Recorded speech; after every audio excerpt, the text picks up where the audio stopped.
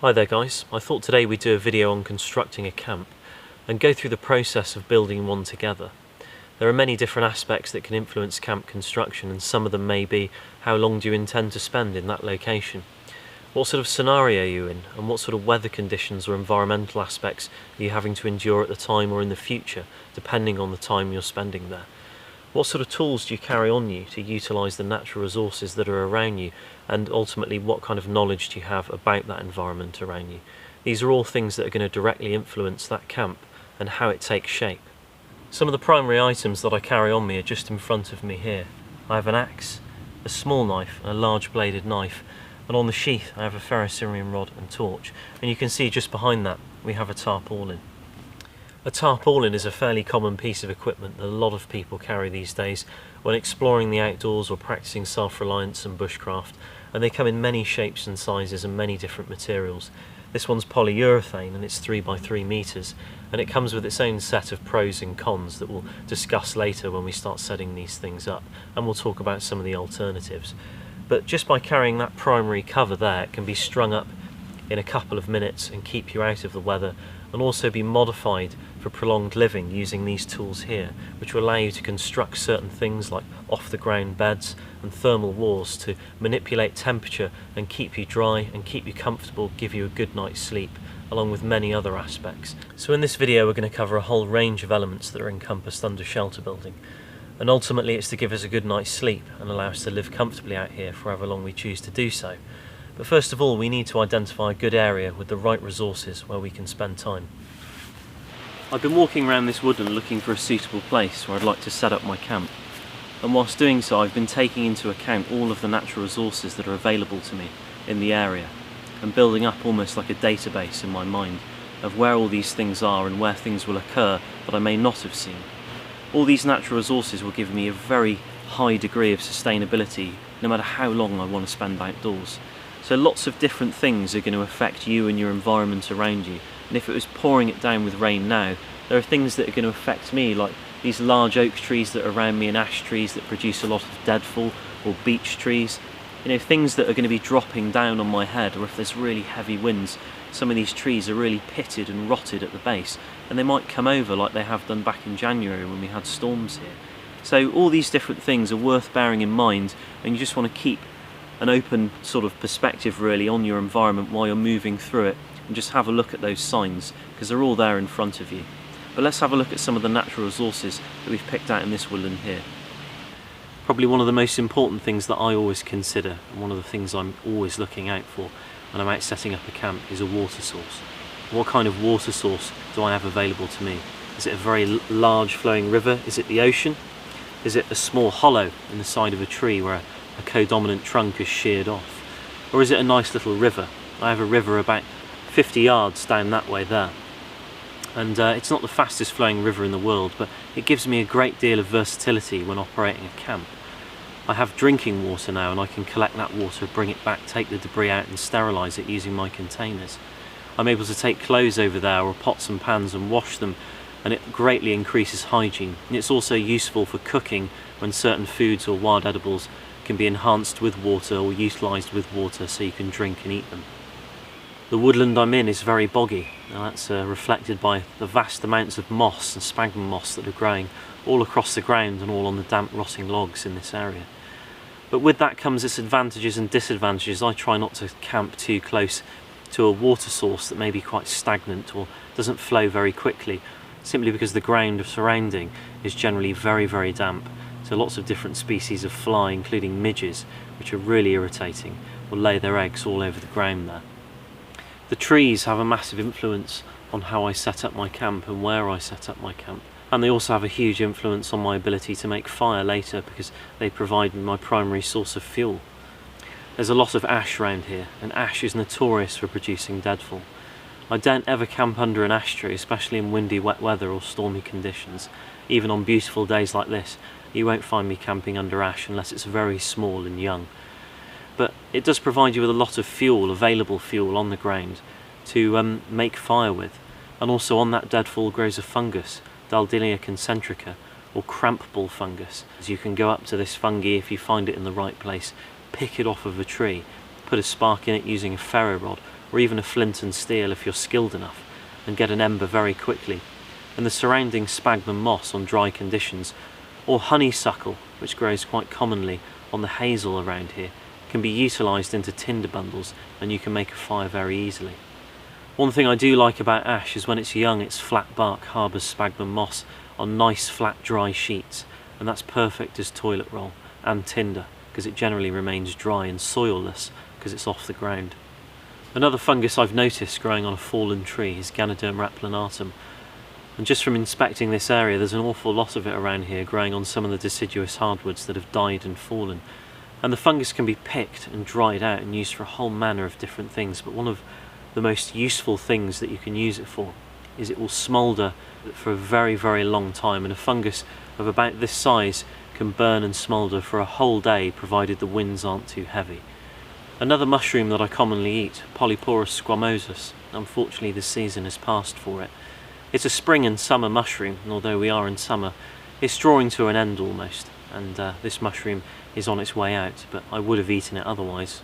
I also have an abundance of hazel around me, and hazel's an incredibly useful tree to utilise. It's probably one of the most common ones that I use in almost all bushcraft tasks. It can be used for any manner of things because it grows out the ground in these long shoots, and they can be coppiced down, and it grows back very quickly, and you can use those to construct any manner of different things, and it's predominantly what we'll be using today. But it also is notorious for having dead standing wood growing amongst it, which is brilliant in wet weather because you can approach the hazel tree and they grow so close together that you can just keep snapping and building bundles of dry wood. So it's usually my first port of call when I'm out in wet weather and I need to get a fire going. You'll also find glue fungus growing very commonly on hazel, and glue fungus holds dead branches up in the air, sometimes against live ones or dead ones, and again that can be a great source of high and dry wood when you need to make a fire in wet weather. The seasons and weather coming into play again, as they are one of the ruling factors here. And the season at this time of year means that hazelnuts are coming in to ripen. Although they're not ripe yet, and this is one of the issues with grey squirrels, they eat all the hazelnuts before they're ripe, and they just basically bite them out of the trees and drop them down. Some of them they leave, some of them they don't, and they usually come and collect them later and then bury them. But it just means you have an opportunity to take game if you have a means to hunt. Something I carry on me all the time is a slingshot. It gives me the opportunity to get out very early or late at night when there's high contrast between the canopy and the ground below, and take squirrels and creep up very close.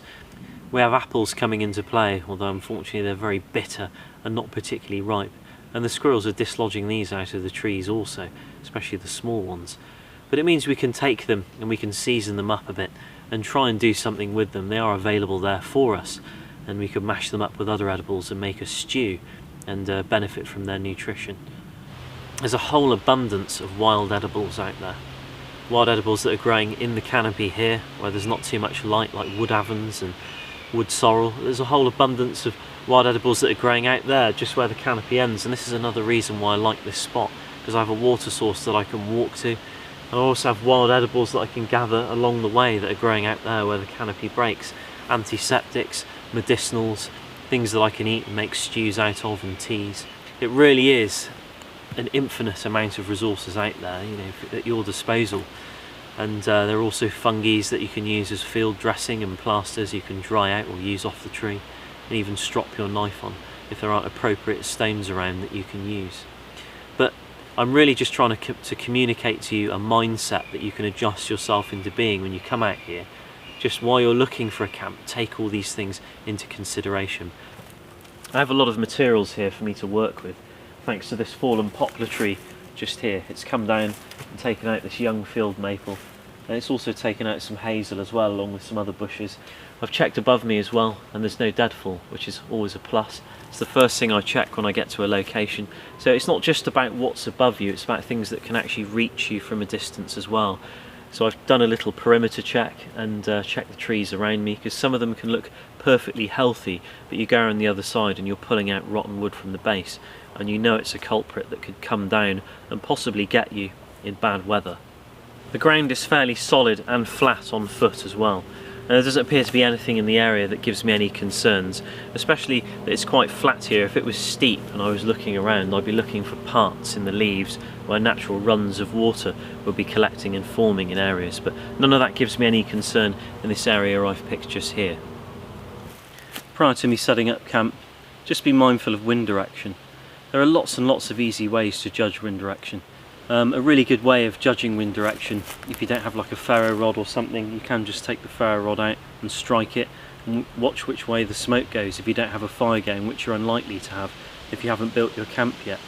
One thing I usually do is use my eyes, and you can open your eyes quite wide, and it does look a bit strange, but you know, you can look around and you can generally judge which way the wind's coming from because your eyes are incredibly sensitive.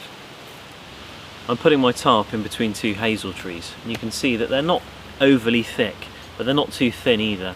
Hazel's quite flexible, and something about this thin, especially if you're in a hammock, would be no good, because as soon as you got in that hammock, everything would bow in towards you and it would compromise your shelter at the top in wet weather. So you want to make sure you're not stringing up to something overly thick, because you'll use up a lot of cord, but then it doesn't need to be too thin either. Something like this is absolutely fine. And if it has a lot of lean in it, it has a tendency to be bendy as well, so the straighter the better in most cases.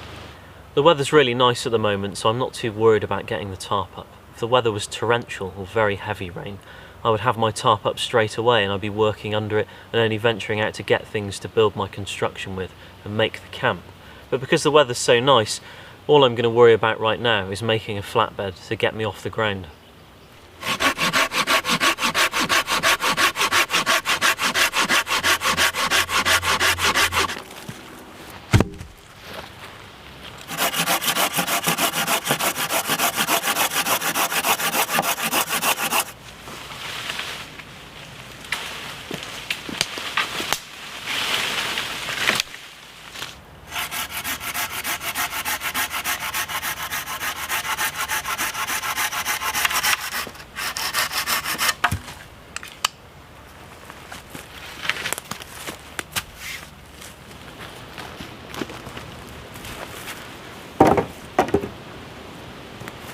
So I've been out and I've been gathering quite a variety of different materials. I've got some large logs here which came off that huge trunk of hazel that had been taken out by this poplar tree.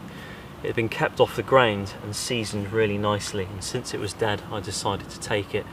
It gives me great versatility really, and it kind of speeds up the process a bit for me. I don't lift myself off the ground too much when I'm making flatbeds and I'm sleeping out on them. I generally just get off the ground a little bit. These structures, you can stack them and go up very, very high. When you're making a natural shelter, you can incorporate them within the natural shelter and give yourself extra elevation, and the construction really does come together then. But when using a tarp, it's kind of on its own in some respects. But if you can't find big logs like this and you want to use that method to elevate you off the ground, it'll all become clear when we start building the structure. You can just find logs like this and strap them together with cord and lay them on the ground, and that kind of makes a sort of substitute log in some respects. But I've been out and cut myself some long cords of hazel, and you can see I've measured these out by standing up and just making sure they were taller than me. If I stand up here like this, you can see these cords of hazel are a little bit taller than I am, and that's just fine really, because I don't want them to be too short so my legs or head are hanging off the end of the flatbed. So looking at the frame here, we've got the two logs laid out and we put this main bar across, and they're just sitting on top at the moment. No notches have been made quite yet to sort of level it out, which is what we can do, because you see one side's higher than the other, so we can turn this and find the optimum kind of angle and make notches to kind of seat them in and stop them slipping around. We can do all that later. Really, we just want to get the main frame laid out and see whether we find it comfortable and whether we're happy with it. I have no doubt that these are longer than I am, so I know I'm going to fit on this structure fairly well. But in terms of the way the structure responds when I sit on it is a different matter, or lie on it. If I move these all the way out there, I get more flexibility here. If I bring them in, it's more rigid. The same with these. If I bring them away from each other, I'll have more flexibility in the middle. If I bring them closer to my core, it'll be more rigid.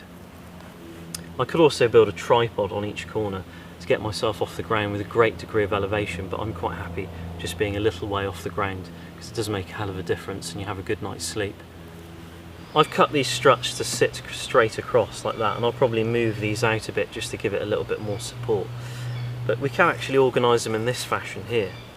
So we have struts going up left and right diagonally across the bar, and we could seat those bars in place and peg them so they don't slip out. And that way we're kind of creating like almost like a divot that we can sleep in, but without the, you know, a comfortable mat or sort of bedding to go beneath it, or the right kind of materials out there, it's going to be a bit uncomfortable on your shoulders. So sometimes just having a flat bed is a better way to go. But there is another direction we can take with this. You see these go across horizontally. We could take very long pieces of wood like this and lay them across like that, and it has its advantages because it's a bit more flexible, but it just means you've got to go out and find very long pieces of wood that are effectively very similar, and it can be a bit fiddly getting them in place. So that might be a route you want to go down as well if you go out and make one of these. Personally, I prefer just lying the logs across like this and elevating the whole structure if need be, because I find it a lot more solid. You can see that this structure gets us off the ground about 6 inches.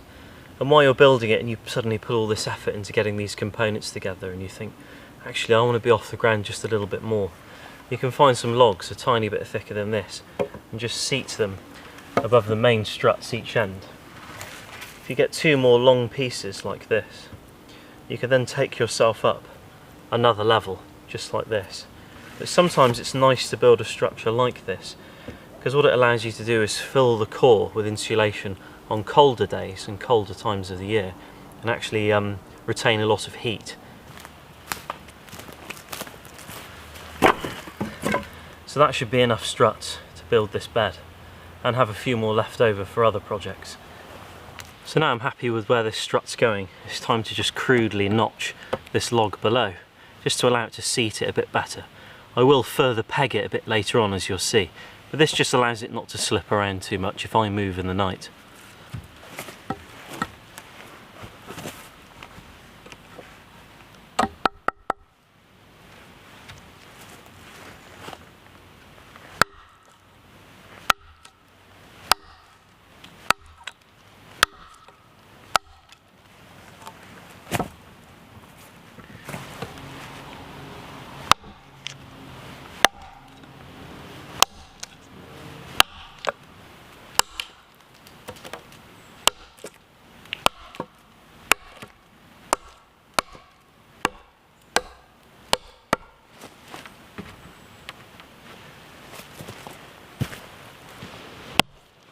So I've put some crude notches in the structure here. It's managed to hold everything together very firmly. It doesn't need to be too much. Remember, your body weight is going to be on it. You're going to be lying a lot of logs on it. I'm going to put some structural pegs in a little bit later, which is just going to keep things from slipping out and keep the whole structure together.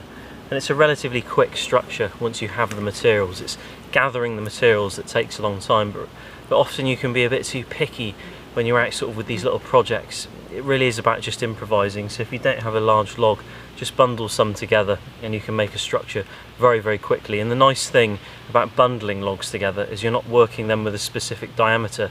You can sort of make it narrower or wider, you know, to your heart's content, really, just by adding more sticks to it, more small logs to it, and just building it up, and you can just come off the ground very, very quickly. It's just the notching side of it you might want to watch, but then you can lash things together with pieces of cord. But I'm just going to take this bed up another level, and I've just notched some other pieces as well.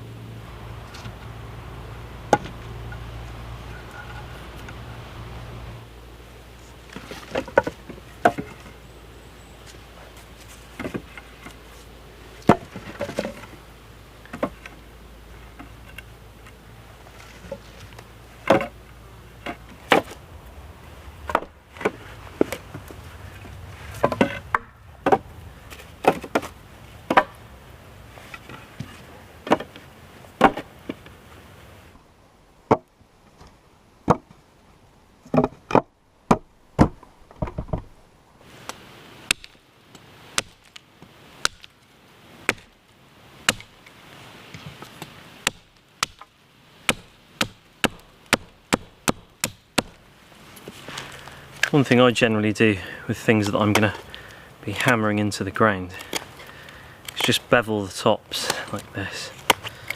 And you just literally take the grain away off the edge, and you can just round the tops very slightly.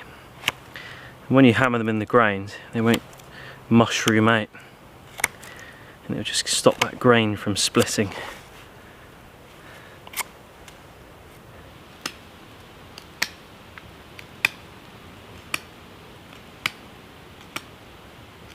If you find that your structure's shifted slightly, because these runs here can move, you can see how sturdy the whole thing is.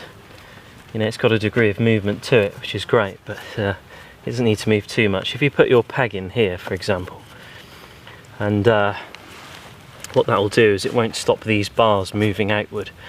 So ideally what you need to do is put your peg in the V just there, but you want to be able to kick these bits of wood, just level everything up. You know, so things are just sort of squared up really. So when you hammer that in, it's keeping this nice and taut.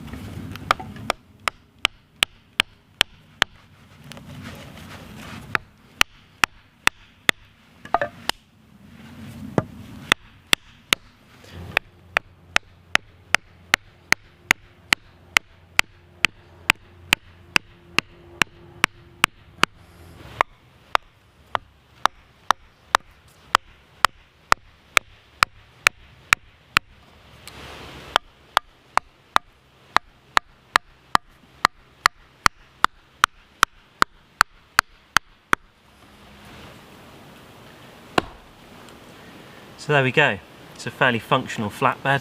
It's got a bit of spring in it, a bit more on this side than that side because of that bendy bit of hazel, but that really wouldn't bother me too much. You can see,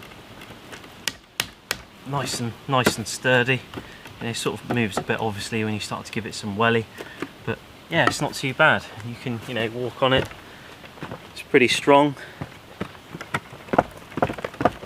You can even store things underneath it if you really wanted to. So you know, you could lift these up and put your equipment and stuff under there, even tinder, wood, or if it's really cold you want to deck this out with lots and lots of sort of foliage and things just to keep that warmth in for you so you don't have that air underneath you. So quite a functional way of getting off the ground. We still have a bit more to do to the camp yet. One thing I will build now is a thermal wall, because they can be very useful. They can increase the temperature under your tarp and around your camp drastically. And you will notice it if you ever build one, you get a very hot fire going, a large fire, to reflect all that heat back in. They're very good for blocking wind as well, and you can also put improvised shelving in them so you can dry various items like fungi and wild edibles for later use, as well as clothes.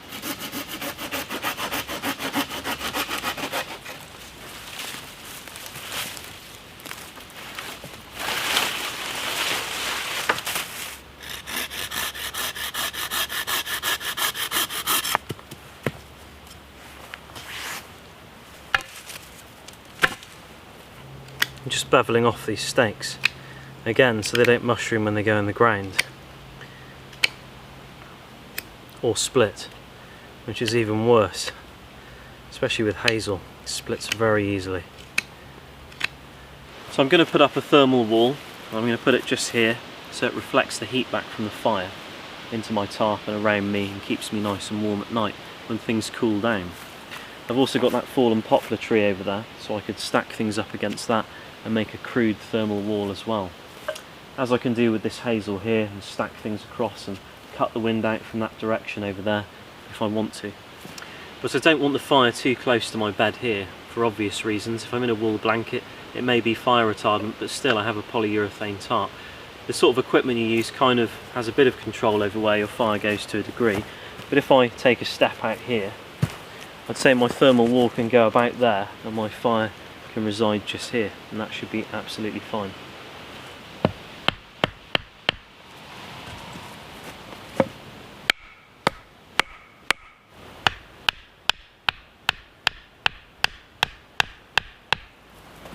At this moment I'm not really worrying about how stable these supports are, these beams I'm putting in, or even really how flexible they are, because hazel's very springy. If you don't get it nice and thick, it's just going to be useless in some respects if you want it to be rigid. Because what I'll do is I'll stack it up and then I'll tie it part the way up with some cord and continue stacking it again, and it'll just make it nice and solid. So now these poles are up, I don't really need to worry about going and cutting fresh green wood or getting decent logs and stacking them all in. I can just find the deadfall on the ground and just start slotting them down to however long I want this wall to be.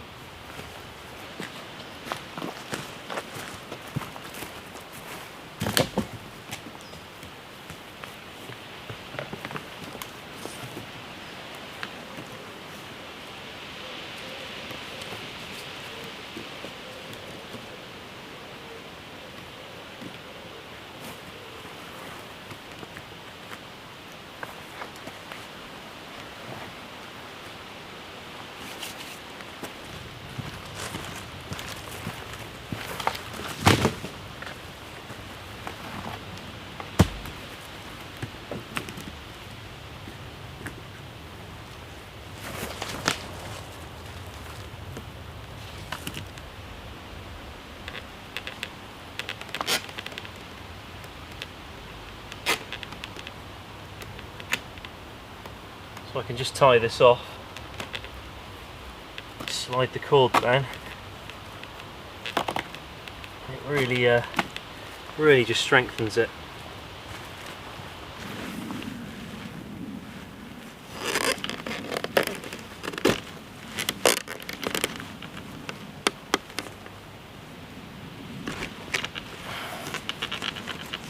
Then we can keep on stacking.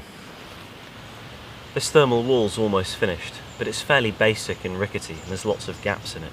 So what I would do, even at this time of year, to benefit from its reflection, is pack the back with moss, soil side facing the wall, so I could almost bind it to the back of the wall and fill in all those gaps, and that way I get much better reflection. In the winter, you might want to make this wall a lot larger and have it coming round you and be a bit more mindful of wind direction and wind chill. At this time of year it's not so bad and a bit of a breeze is welcome, but at night when it's very, very cold or in the winter, you might want to think a bit more about that and actually have this wall extending round. You could also double line it as well and pack the core with moss to almost make like an insulated cavity wall, and on those colder conditions you really would feel the benefit.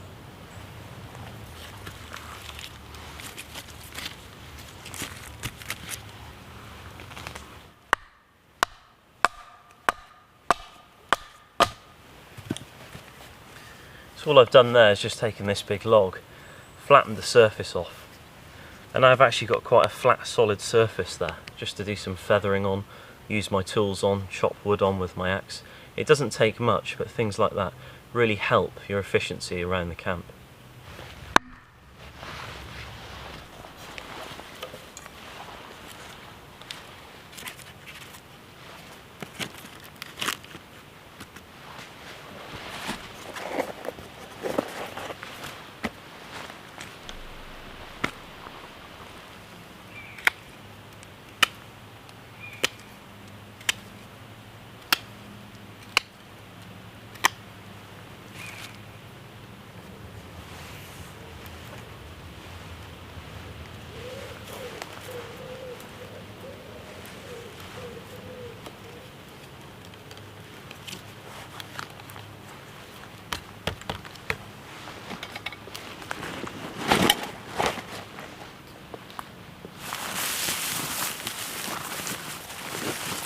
I've just been out collecting some wild edibles, some for eating and teas and some for medicinal uses, so we'll take them back to camp and have a look at what they can do.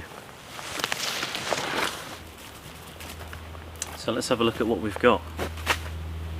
The first wild plant that I've got here is a member of the Lemonaceae family, which is the mint family, and it's called apple mint. It's not native to the British Isles, but it's kind of escaped cultivation, and you typically find it by water sources and damp soils. It's got a very broad and fluffy leaf, and the stem is incredibly strong and can actually be bound together and used as bedding if you can actually withstand the smell. And at this time of year you've got these pink flower clusters that are at the top of the stem, which does make it easy to pick out and is typical of a lot of mints. It's got a whole range of uses, from a topical medicinal to one that's internal, even as an edible in teas. But one thing it's fantastic for is putting under an improvised raised bed like this to drive away fleas and ticks because of its potent smell, but not half as effective as tansy, which is another one you'll find near water sources, and that is particularly strong. The next one I have is called hedge woundwort, and it's a member of the same family, the mint family, but it has different uses, and this is probably the most common edible that I use when it's around, and it has a broad season as well, which is useful and can be dried and used later, like much of these edibles can be. But this one is a very powerful antiseptic and anti-inflammatory, and I often use it when I'm dressing game to clean my hands, and sometimes equipment, though I find boiling water better for that. But again, very useful if you want to maintain hygiene around a camp.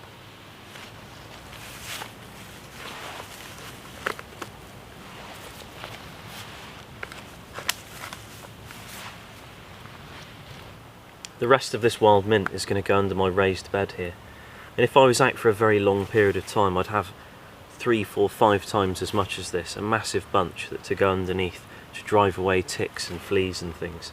You can bind thick hollow stemmed plants like this together and use them as an improvised sleeping mat, although mint's probably a bit strong and better used in moderation. Something like horsetail mixed in with a bit of mint would be absolutely fantastic for creating a sleeping mat for you if you're out.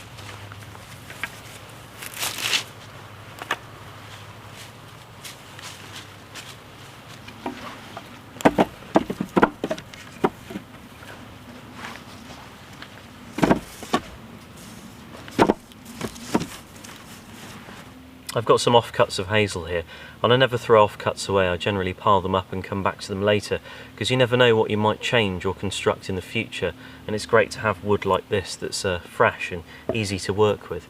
And I'm just going to construct a simple pot hanger to allow me to cook with and minimise the risks of burning myself.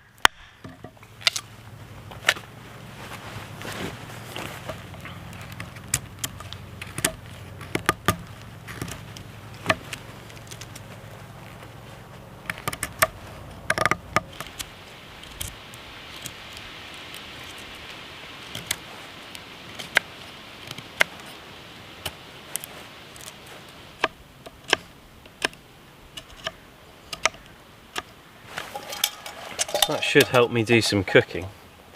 Just something very, very simple there at the finishing touch. Just need to make a small depression, scoop out some wood.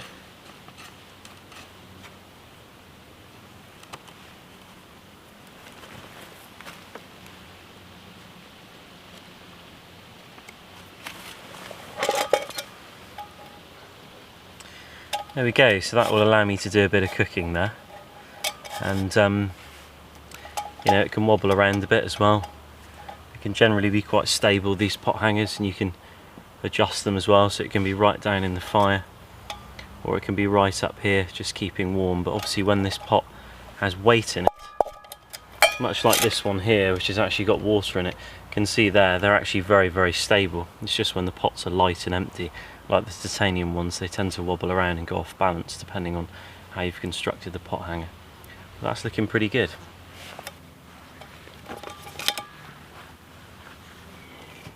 So our camp's really coming together. We've got a lot of items here that will benefit us in the long run and make our stay very comfortable, and it would only develop further from there as the seasons changed or the amount of time we spent here increased. But if you think about the order in which I've done things in a pretty leisurely way. If it was raining and was incredibly cold and windy, the tarp and the fire would have been my first port of call. But as of now, I'm going to get my fire going, and the tarp will probably be the last thing I do today. You can see that there's an abundance of dry fuel on the ground, so it shouldn't be too difficult for me to collect all of this and make a fire. But obviously if it was raining, we touched on dry standing wood earlier with the hazel and obviously bits of ash that are hanging in the trees. So again, that's something to bear in mind, because obviously the weather conditions will have a huge influence there. But I've got cramp ball fungus and dry moss as tinder, so hopefully with these small sticks I should be able to get a fire going fairly quickly.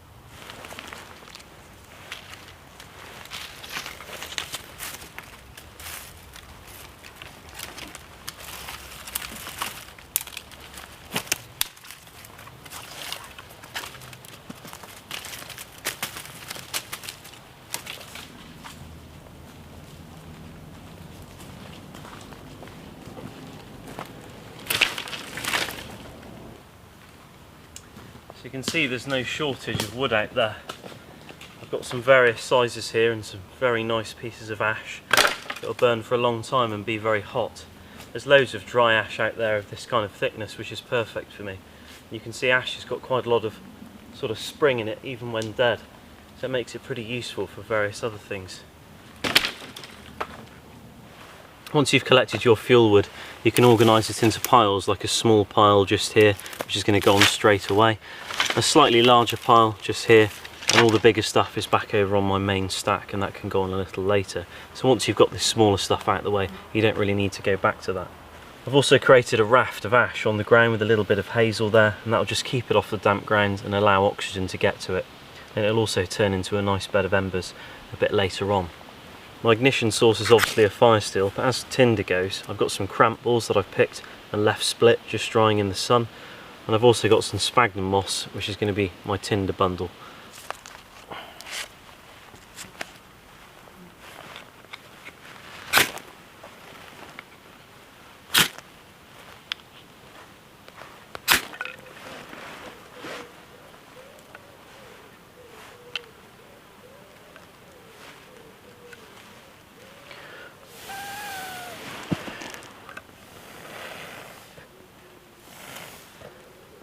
What I can do with this one now it's lit, because it's only a small piece, is transfer it to another.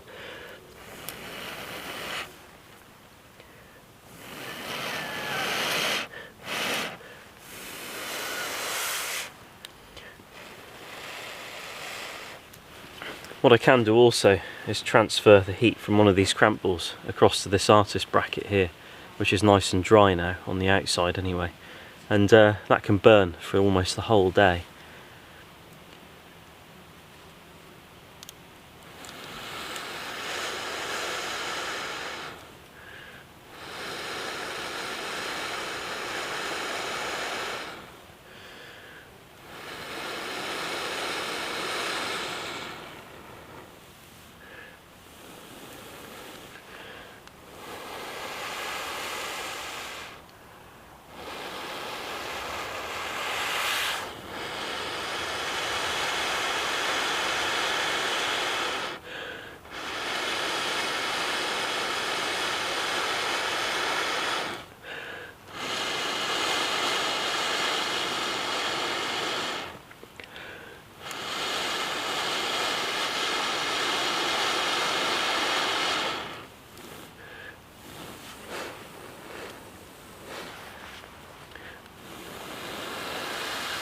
So that's going quite nicely now, and it burns very slowly. and very dense, and as long as I keep it in a breeze it will go all day and won't burn too quickly. If it's in strong winds it will just deteriorate rapidly.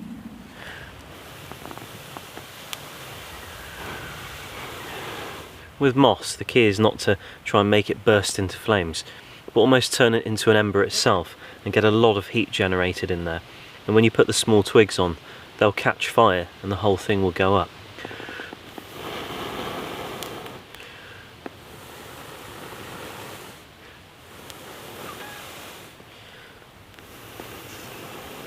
It takes a huge amount of work though, really, when it's damp like this.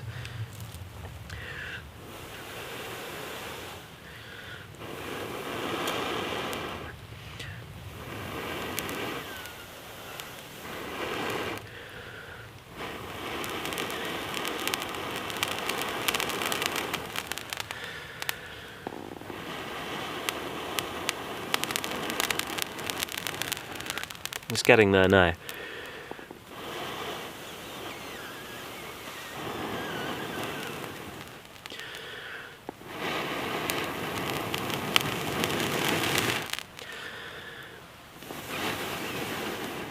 Now it's going, we can put it down on the pile now. There's a lot of heat in there, and get our small twigs on and continue blowing.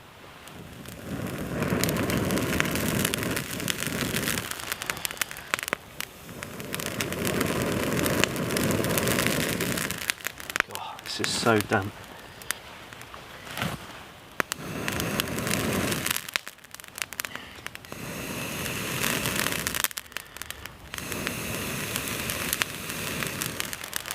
It's really taken me some time to get a fire going today.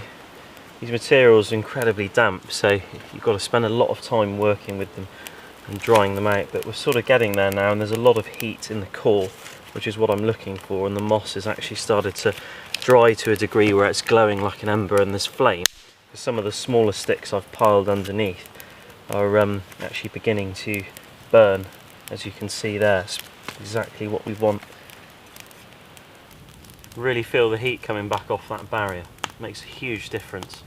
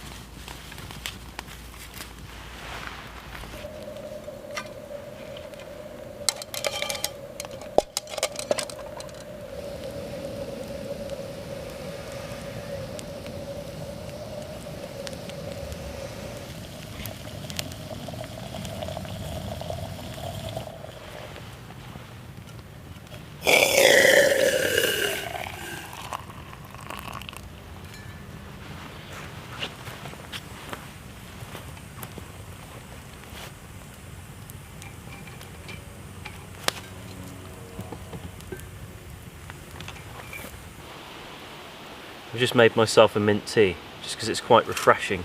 A bit of a pick-me-up when you've been working hard all day, and it's quite nice. It's got a good flavour and smell to it as well.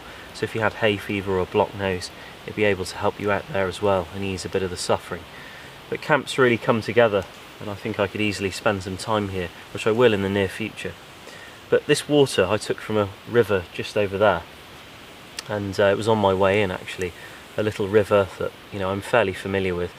And there are things in the water that our ancestors never really had to deal with, like pesticides, so it may be best to construct a 3-tier water filter, which is very easy to do. If you were staying out for prolonged periods of time, you can do that using charcoal and sand and gravel and moss. with a bit of birch bark for example, or any other kind of tubing like a plastic bottle you may find, or a can. But you can also purchase water filters as well, so if you're going to spend a lot of time outdoors it may be worth doing that just to save you building one. But it's always good to have those skills. While my tea's cooling down, I thought I'd introduce you to this here. This is sedge grass, a three-sided angular piece of grass, and a very easy thing to identify due to its triangular stem. Quite iconic really, as our ancestors used to grind the seeds into flour to bake with. Plants like this can come in handy for other things, but sedge isn't the best for what I'm about to explain. Obviously our raised bed off the ground there doesn't have a sleep mat, and let's say I don't have a sleep mat, what would I do? I could pile a lot of sphagnum moss on top. If there were spruce boughs in the area, which there aren't, this isn't a coniferous woodland, this is a deciduous woodland, so there's no spruce in there. So I can't really just lie spruce all over the top of it because it's not available to me. So I have to make a sleep mat out of something. Now things like fern, they're a bit too thin and you'd need a huge amount of it, to actually make something that's going to be comfortable. You need about 2 foot of material, on top of the mat really before you get on it, because it'll all compress and over time it'll just keep compressing. So it's something you need to maintain really, depending on the type of material you have. But plants with like a hollow stem are very useful, things like thistle and horsetail that we discussed earlier, and also that apple mint, very useful. You could get big bunches of that and strap it together, and that would be something you could do if you were staying out for prolonged periods of time. So our camp's looking really good, and we've got a number of items here to help us out and further develop depending on how long we intend to stay here. But I still don't have a roof over my head, so now I'm going to put the tarp up.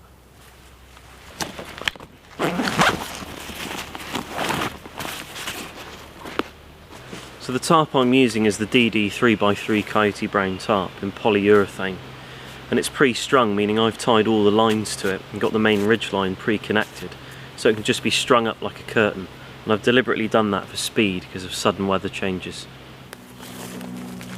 When I'm stringing up a tarp, I try not to string it too low, but again that really depends on weather conditions. Again, you may want to have your tarp quite low down because you're enduring some serious winds and weather conditions and it's cold and you want to stay warm and you want to keep things in close.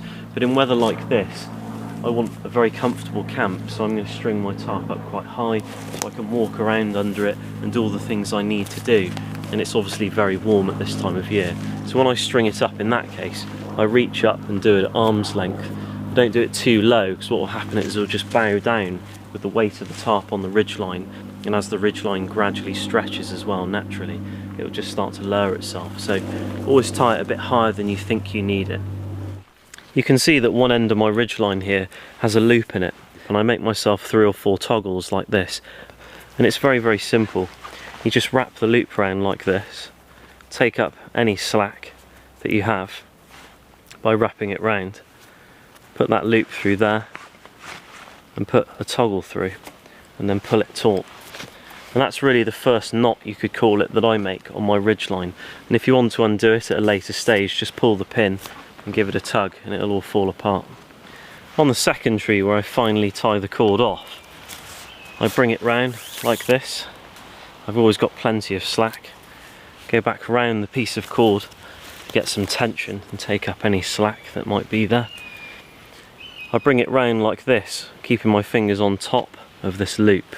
So this is the bit, the sort of slack just there, in the back there, in my right hand. Roll it back towards the tree once to create a loop, pinch the slack and pull it through.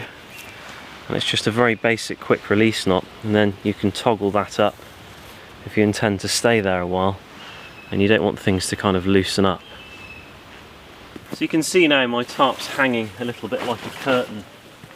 So the ridge line's up and it can just hang there, and if I want to pack it away, I just draw it a bit like a curtain like this, organise it in the fashion I had it before and just roll it up and tie the ridge line round, and then it's very easy to put away and put up in a short space of time. And when you have it like this, it means you can adjust it to where you want it to be, moving it up or down the ridge line to kind of be over the top of your shelter, if you put the tarp up last, that is.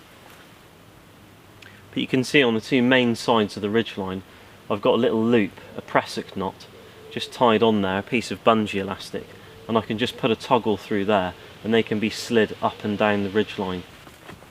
So now we've got everything strung up and it's nice and taut and it's in the right place. All I've got to do is tie it off at each corner, and I've got these pre-hanked up. So all I've got to do is unravel the piece of cord and start drawing it out to the length I need it. The kind of knot that I generally do on the lines, just a tension knot, so you just pinch just like this and then wrap this round 3 times like that, and then go back to this point back here where it's doubled over and wrap round a couple of times like that. Do 3 times just like the front. You can actually do 2 or 3, it doesn't really matter. And then you thread this part in between the 2 lines just like this, and just literally pull it taut like that, and it just gives you sort of like a adjustable knot basically, where you can sort of take slack up and tighten up at a later date. So I've tied the front off, but I haven't done it very tight, simply because I want to kind of level everything out. And you can actually adjust the centre of the tarp based on how tight you do it. So if you go real taut one end, things are just going to be skew-if and it's not really going to sit right. So it's best just to tighten it all up at the end and just see how it naturally falls. But you can see this is the back of the shelter, so the thermal wall's there and it's going to be reflecting heat back under this tarp here. I can always tie this down to this fallen poplar tree here to get some reflection back from behind me once the heat's actually coming off the thermal wall.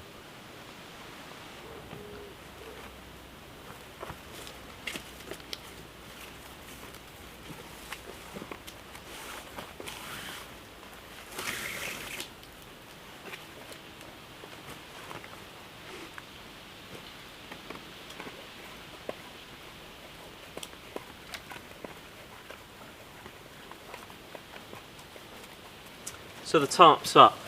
I really was staying here for a long period of time. I'd raise it up another few inches because it's scraping the top of my head.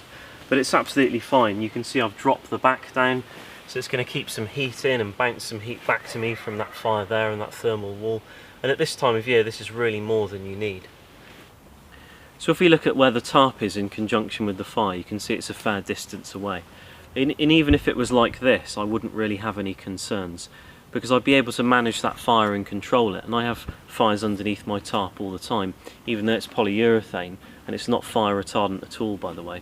It's just about the kind of woods you use and how big your fire is and how you manage the fire.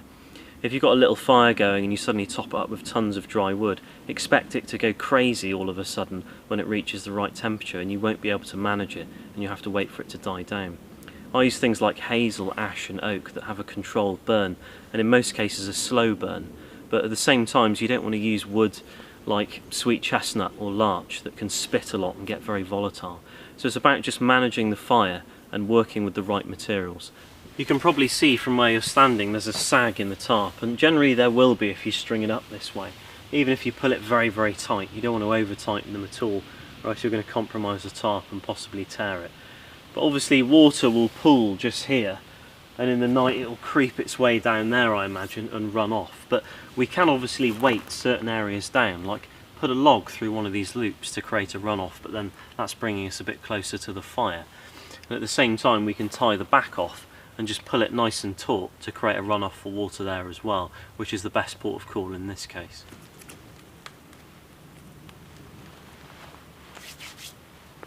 So the tarp's set up pretty good now, and I found a young hazel sapling, just nice and springy, not too strong, just to tug on the front of the tarp to assist where I've tied it off at the back to create that runoff. A minor change I've made is I've just moved my bag, because it was hanging on that peg on this tree over here. Obviously if it rains it's going to be no good there, so I've just shifted it and moved it just here, so it's next to me while I'm asleep and I can access my kit if I need to. Also I've moved the firewood because it was basically behind my runoff, and all my runoff for my water is going to be going down there just below that log, and although under here is going to be perfectly dry and safe, if I have my firewood there it's not going to be too clever. So I've just pegged off at the base of my bed there, and put all my firewood there and made sure it's well away from the fire. If it was the winter, I'd have some logs next to me around here as well, so if I woke up in the night and the fire was dwindling, I could easily just top the fire up and keep a bit warmer, you know, keep it going for the morning. Other than that, this camp is pretty much up and together, and I'm fairly happy with it. And I may spend some time here, I will definitely spend some time here in the future. I'll come out here, string the tarp up, and I'm ready to roll, and it can be a nice little escape when I go out and do some stuff and decide to spend some time out here in the woods and enjoy myself. The weather's beautiful at this time of year, and even when it's not nice, it's still good to be out and be dry and be doing the things you want to be doing and enjoying the great outdoors. The sound of rain on a tarp is, I find it really relaxing, and it helps me get to sleep, and I quite enjoy it actually when things get pretty heavy out here. But there's a few more things I could do, and it really just depends on the weather. If the winds were coming real strong in from this direction, I'd obviously get a thermal wall up there as well and use that hazel as part of it. Same here, I could back up the end of there and really pack it out with some dead wood and build like a sort of really rugged shelter just there, sort of thermal wall, just to really block the back bit off there. But I've got some great cover here, and it's a wonderful little place where you can come and spend time. So guys, I hope that video's helped out. It was actually a suggestion from a subscriber who said, you know, can you make a video of how to build a camp from A to B, start to finish, and all the variables in between. And I hope you've enjoyed it. It was a great suggestion, and I enjoyed making the video. It was hard work, but you know, I've got a semi-permanent camp now that I can come and enjoy at a later date, which I intend to. But a camp's, you know, building a camp's quite a variable thing. It's not always going to be a matter of carrying very little and using the resources around you, because it depends on the environment and the weather conditions you're having to endure. You know, if you're in Arctic conditions, you're going to be pretty foolish just taking a tarp out with you, so you need to bring other things. So it all depends on the environment you're in. But for me at this time of year, just carrying a tarp, a foam mat, and you know, a wool blanket and some tools, and you can do an awful lot. So thanks for watching guys, and I hope you've enjoyed the video, and really appreciate all the comments and subscriptions and things, and hopefully there'll be more videos to come soon. So I'll see you in the next video. Take care.